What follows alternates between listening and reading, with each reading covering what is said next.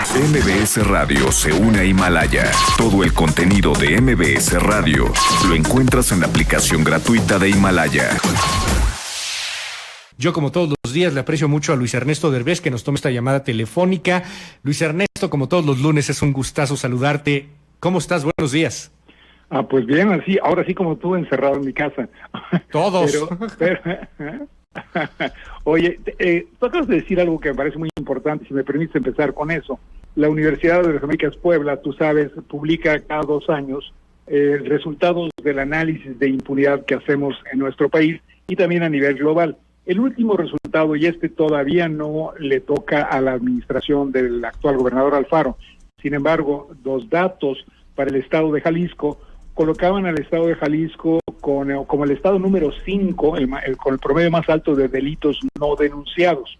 Es decir, lo que se conoce la cifra negra, Jalisco es uno de los estados con el 94.24%. O sea, de cada 100 delitos que ocurren en Jalisco, 6 solamente son denunciados. Está peor la Ciudad de México, entre paréntesis, muy poquito, pero un poquito peor, el Estado de México también. Sin embargo, lo que estamos planteando aquí es, de por sí existe un concepto en el cual se puede cometer un delito y cualquier persona que cometa el delito tiene 94% de posibilidad de que no sea denunciado ese delito. Por lo mismo, ese nivel de impunidad te permite actuar, te permite pensar que puedes cometer un delito y que no vas a ser castigado. Creo yo que en gran medida lo que estamos viendo en el estado de Jalisco es ese reflejo.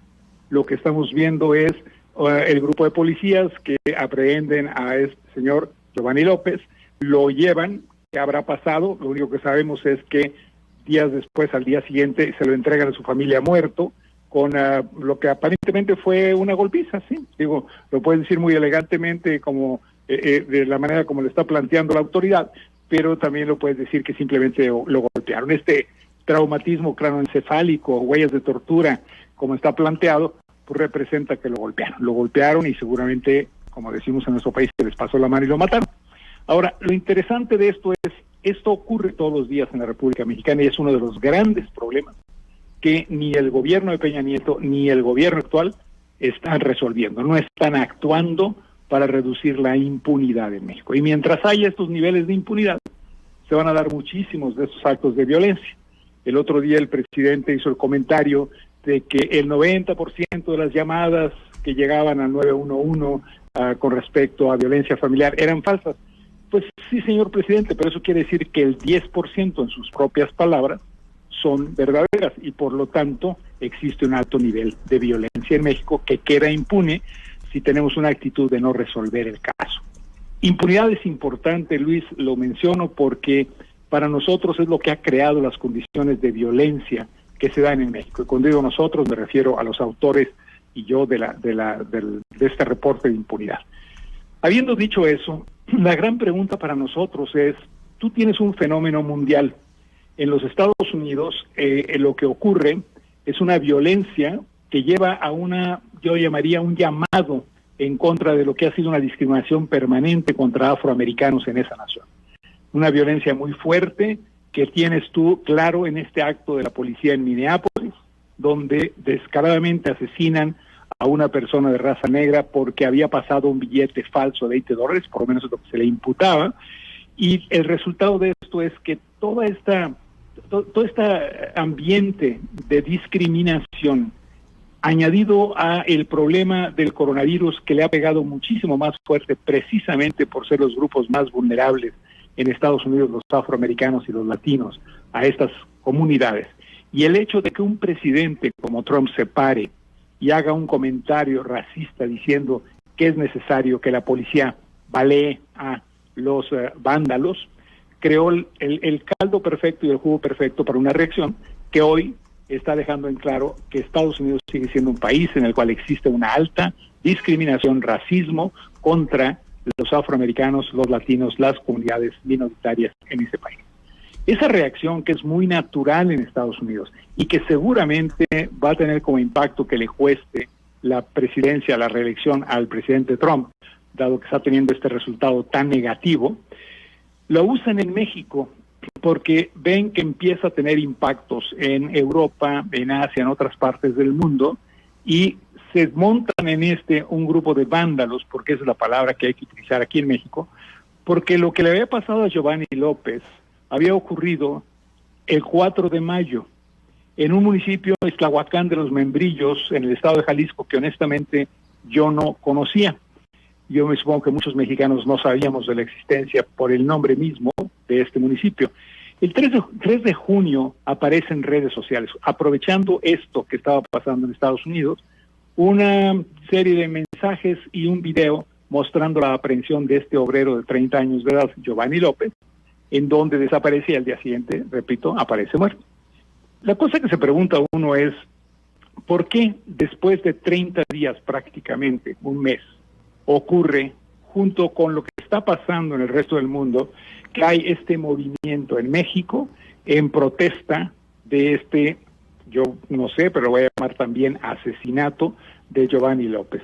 ¿Por qué ocurre justo en ese momento y por qué ocurre en el estado de Jalisco, dado que estoy seguro que hay muchos casos de estos que podríamos encontrar en otros estados, incluyendo a la Ciudad de México, el Estado de México? Bueno, pues la respuesta tiene que ser porque estamos utilizando, como lo quiso hacer el presidente Trump en Estados Unidos, estamos utilizando un hecho que es reprensible a todas luces y que debería ser castigado en sí mismo dentro del proceso de justicia de México, lo estamos utilizando para atacar a un gobierno estatal. Y después se desata violencia en Ciudad de México, pero en un área muy particular de la Ciudad de México, solamente en la zona de Polanco.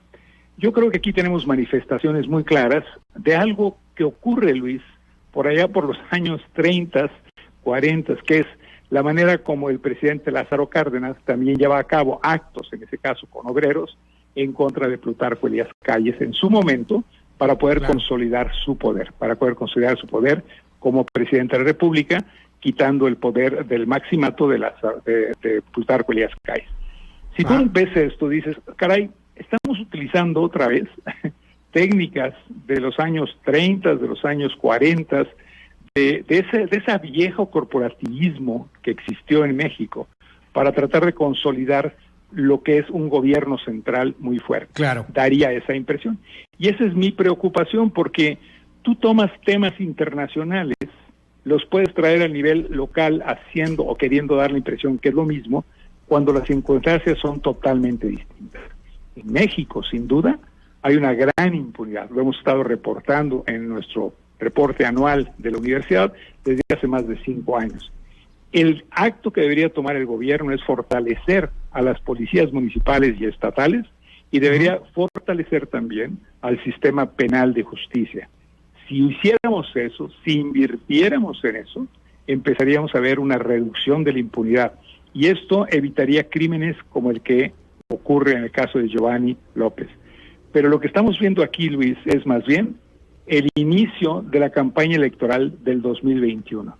Me parece a mí que eso no habla bien de nuestras autoridades y que realmente si empezamos a confundir una cosa con la otra, vamos a polarizar aún más a nuestro país y vamos a llegar a ese año 2021 con una circunstancia en la cual, en lugar de tener un país buscando soluciones para todos los mexicanos, vamos a encontrar un país polarizado, buscando soluciones de un grupo de mexicanos y soluciones de otro grupo de mexicanos, compitiendo en el escenario electoral y llevando al país a polarización y no a solución de problemas.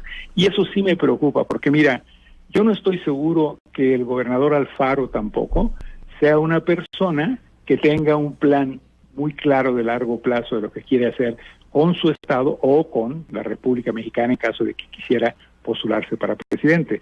Pero lo que estamos viendo ahorita es una campaña que él está utilizando para posicionarse como el opositor al régimen del presidente López Obrador, y López Obrador con su régimen tratando de destruir cualquier posibilidad de Alfaro de ser uno de los candidatos para el año 2024, que francamente yo creo que nos debemos preguntar por hoy, ¿no? Y no por dentro de 5 años.